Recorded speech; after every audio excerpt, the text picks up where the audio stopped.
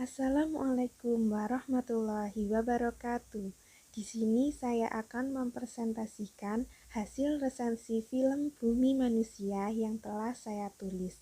Sebelumnya, nama saya Adila Insan dari Prodi Administrasi Bisnis.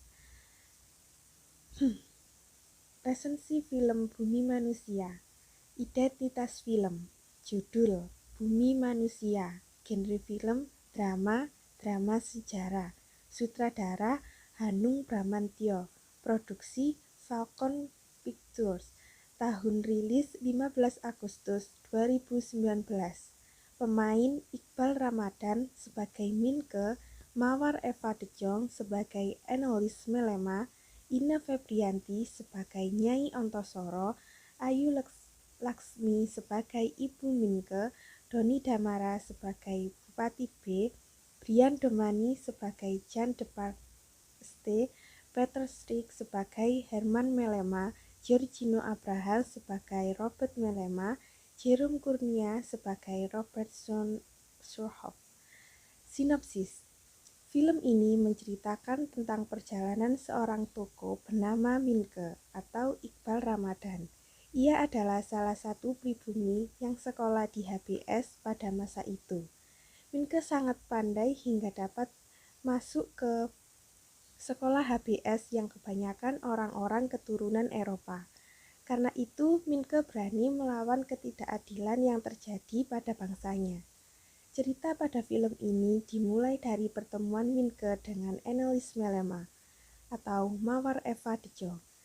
Minke adalah sebutan ejekan dari bangsa kolonial, merupakan plesetan dari kata monyet. Nama asli Minke adalah Tirto Adi Surjo. Sebenarnya ayah Minke menjadi bupati kala itu, tetapi status Minke sebagai pribumi banyak dikecam bangsa kolonial. Terlebih lagi saat hubungannya dengan Enolis. Enolis merupakan wanita berteran Indonesia, Belanda, anak dari Nyai Ontosoro dengan Herman Melema. Minke yang jatuh cinta pada Enolis karena kecantikannya dan sikapnya yang mengakui bahwa ia adalah pribumi dan bukan merupakan bangsa Eropa. Saat itu, Minke tinggal di kediaman Melema dan dekat dengan ibu dari Enolis yang merupakan seorang nyai. Nyai Ontosoro memiliki lahan kebun yang sangat luas serta memiliki pekerja yang cukup banyak. Meskipun kedekatan Minke dengan keluarga Melema menuai pertengkaran dengan sang ayah, sebab posisi nyai di masa itu dianggap sama rendah dengan binatang, derajat gundik sama dengan hewan peliharaan. Namun Minke berpandangan lain. Kedekatannya dengan keluarga Melema membuka pandangannya tentang dunia Eropa. Minke juga menjalin asmara dengan Enolis. Kemudian ia memutuskan untuk menikahi Enolis. Tetapi pernikahan itu tidak sah di mata pengadilan bangsa Belanda saat itu. Dari surat pengadilan menjelaskan bahwa Enolis tidak cukup umur untuk menikah. Bahkan tidak ada syarat sah pada pengadilan agama dalam pernikahan Minke dan Enolis. Cerita di film ini juga menceritakan bahwa Nyai pada saat itu dianggap sebagai perempuan yang tidak memiliki norma kesusilaan karena statusnya sebagai wanita simpanan dari Tuan Herman Melema. Statusnya sebagai seorang Nyai telah membuatnya sangat menderita. Karena itu, ia tidak memiliki hak asasi manusia yang sepantasnya. Perjuangan ini dimulai saat pengadilan memutuskan Minke dan Enolis harus diceraikan, serta akan menggugat status Enolis dari pengasuh Nyai Ontosoro. Usaha Minke dan Nyai Ontosoro dalam masalah ini sangat keras. Nyai yang mempertahankan hak asuhnya terhadap Enolis, Minke juga berusaha meyakinkan bahwa pernikahannya sah di mata pengadilan agama. Minke mencoba membantu mengarahkan massa melalui tulisan-tulisannya yang dimuat di surat kabar. Pada saat itu juga hukum dalam negeri tidak berlaku karena dikuasai oleh bangsa Belanda. Tulisan-tulisan Minke yang persuasif itu menggerakkan banyak massa dari berbagai kalangan, sehingga terjadi kekisruhan dalam perlawanan terhadap bangsa kolonial.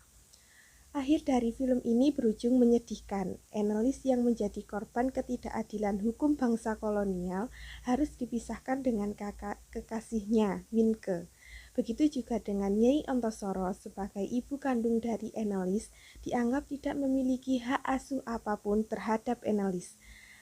Karena status Nyai sebagai gundik dan bukan merupakan istri sah dari ayah Annelies. Kemudian Annelies dipulangkan paksa oleh pemerintah kolonial di bangsa Eropa di kerabat ayahnya di Belanda. Menurut saya, kelebihan dari film ini berhasil membawa kesan vintage dan suasana pada zaman dahulu dengan sangat bagus, membuat para penonton bisa mendalami alur drama tersebut. Hal-hal mendetail yang ikut menambah kesan suasana lainnya seperti pemilihan busana, pengambilan gambar, setting tempat, serta pembawaan dari toko sangat cocok. Dari cerita ini kita dapat mengerti bagaimana perjuangan tokoh utama Minke dalam memperjuangkan keadilan dan kesetaraan sosial bagi pribumi dan juga bangsa kolonial, bahwa semua manusia adalah sama dan setara. Kekurangan pada film ini menggunakan berbagai bahasa seperti bahasa Indonesia, Jawa, Belanda sebagai percakapan. Bagi penonton yang kurang menyukai film dengan kebanyakan tulisan subtitle akan merasa enggan untuk menontonnya. Film ini begitu juga dengan durasi yang ada pada film ini cukup lama, memakan banyak waktu sehingga penonton akan merasa bosan meskipun dirasa ceritanya sangat bagus. Terima kasih. Eh, Mohon maaf jika ada kesalahan kata atau ucapan. Kurang lebihnya saya minta maaf. Wassalamualaikum warahmatullahi wabarakatuh.